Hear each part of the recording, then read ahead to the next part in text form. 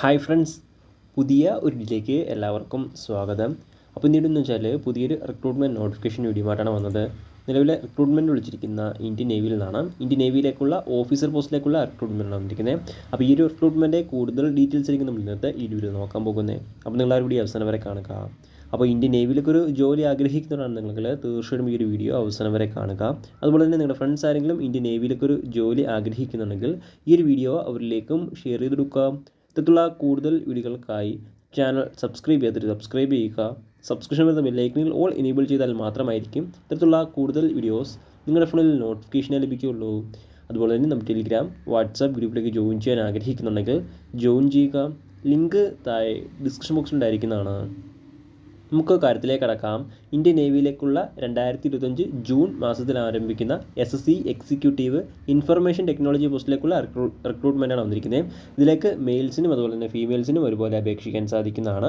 ആദ്യം അപേക്ഷിക്കുന്ന ഡേറ്റുകൾ നോക്കുകയാണെങ്കിൽ 29 ഡിസംബർ 2024 മുതൽ 10 ജനുവരി 2025 വരെ അപേക്ഷിക്കാൻ സാധിക്കുന്നതാണ്. അപേക്ഷിക്കാൻ ആഗ്രഹിക്കുന്നവർ ലാസ്റ്റ് ഡേറ്റ് പാടിന് അപേക്ഷിക്കുക.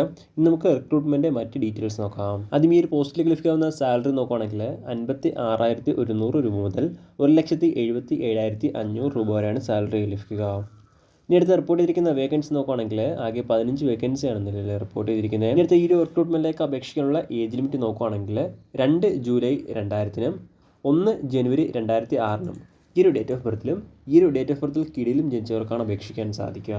ഇനി അടുത്ത് അപേക്ഷിക്കാനുള്ള എഡ്യൂക്കേഷൻ ക്വാളിഫിക്കേഷൻ നോക്കുകയാണെങ്കിൽ MSc അല്ലെങ്കിൽ BE അല്ലെങ്കിൽ BTech അല്ലെങ്കിൽ MTech, കമ്പ്യൂട്ടർ സയൻസ് അല്ലെങ്കിൽ കമ്പ്യൂട്ടർ സയൻസ് ആൻഡ് എഞ്ചിനീയറിംഗ് അല്ലെങ്കിൽ കമ്പ്യൂട്ടർ എഞ്ചിനീയറിംഗ് അല്ലെങ്കിൽ ഇൻഫർമേഷൻ ടെക്നോളജി അല്ലെങ്കിൽ സോഫ്റ്റ്വെയർ സിസ്റ്റംസ് അല്ലെങ്കിൽ സൈബർ സെക്യൂരിറ്റി അല്ലെങ്കിൽ സിസ്റ്റം അഡ്മിനിസ്ട്രേഷൻ ആൻഡ് നെറ്റ്വർക്കിംഗ് അല്ലെങ്കിൽ കമ്പ്യൂട്ടർ സിസ്റ്റം ആൻഡ് നെറ്റ്വർക്കിംഗ് അല്ലെങ്കിൽ ഡേറ്റ അനലിറ്റിക്സ് അല്ലെങ്കിൽ ആർട്ടിഫിഷ്യൽ ഇൻ്റലിജൻസ് തുടങ്ങിയ ഏതെങ്കിലും സബ്ജക്റ്റിൽ MSc അല്ലെങ്കിൽ BE അല്ലെങ്കിൽ BTech അല്ലെങ്കിൽ MTech ഉള്ളവർക്കാണ് അപേക്ഷിക്കാൻ സാധിക്കുക.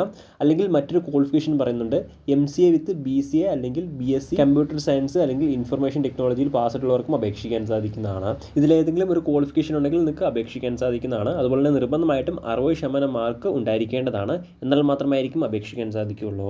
കൂടാതെ +2 അല്ലെങ്കിൽ 10ാം ക്ലാസ്സിൽ ഇംഗ്ലീഷ് എന്ന സബ്ജക്റ്റിന് 60% മാർക്ക് ഉണ്ടായിരിക്കേണ്ടതാണ്. എന്നാൽ മാത്രമായിരിക്കും നിങ്ങൾക്ക് അപേക്ഷിക്കാൻ സാധിക്കുകയുള്ളൂ. ഇനി അടുത്ത ഈ ഒരു റിക്രൂട്ട്മെൻറ്റ് സെലക്ഷൻ പ്രൊസീജിയർ എങ്ങനെ നോക്കുകയാണെങ്കിൽ ആദ്യം ഷോർട്ട് ലിസ്റ്റിംഗ് ആണ്, അതിനുശേഷം SSB ഇൻ്റർവ്യൂ, അതിനുശേഷം മെഡിക്കൽ ടെസ്റ്റ്, അതിനുശേഷം ഫൈനൽ ലിസ്റ്റ്. ഇങ്ങനെയാണ് ഈ ഒരു റിക്രൂട്ട്മെൻറ്റ് സെലക്ഷൻ പ്രൊസീജിയർ. ഇനി അടുത്ത ഈ ഒരു റിക്രൂട്ട്മെൻറ്റിലേക്ക് അപേക്ഷിക്കേണ്ട രീതി ഇങ്ങനെ നോക്കുകയാണെങ്കിൽ ഓൺലൈൻ വഴിയാണ് അപേക്ഷിക്കേണ്ടത്. ഓൺലൈൻ വഴി www.joinindiannavy.gov.in ഈ ഒരു സൈറ്റ് വഴിയാണ് അപേക്ഷിക്കേണ്ടത്. ഈ ഒരു സൈറ്റ് വഴി അപേക്ഷിക്കാനുള്ള അവസാന തീയതി നോക്കുകയാണെങ്കിൽ 10 ജനുവരി 2025 അപേക്ഷിക്കാൻ സാധിക്കുന്നതാണ്. അപേക്ഷിക്കാൻ ആഗ്രഹിക്കുന്നവർ ലാസ്റ്റ് ഡേറ്റ് പാർട്ടിന് അപേക്ഷിക്കുക.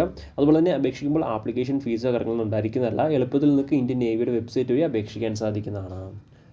പ്രധാനമായിട്ടും ഇത്രയും കാര്യങ്ങളാണ് ഈ ഒരു റിക്രൂട്ട്മെൻറ്റുമായി ബന്ധപ്പെട്ട് നിങ്ങളോട് ഷെയർ ചെയ്യാനുള്ളത്. എന്തെങ്കിലും സംശയങ്ങളോ കാര്യങ്ങളോ ഉണ്ടെങ്കിൽ ഒഫീഷ്യൽ നോട്ടിഫിക്കേഷൻ അല്ലെങ്കിൽ ഈ ഒരു ആർട്ടിക്കിൾ ചെക്ക് ചെയ്യുക. ഈ ഒരു ആർട്ടിക്കിളിലെ ലിങ്ക് എന്തായി ഡിസ്ക്രിപ്ഷൻ ബോക്സിൽ ആഡ് ചെയ്തിരിക്കുന്നതാണ്.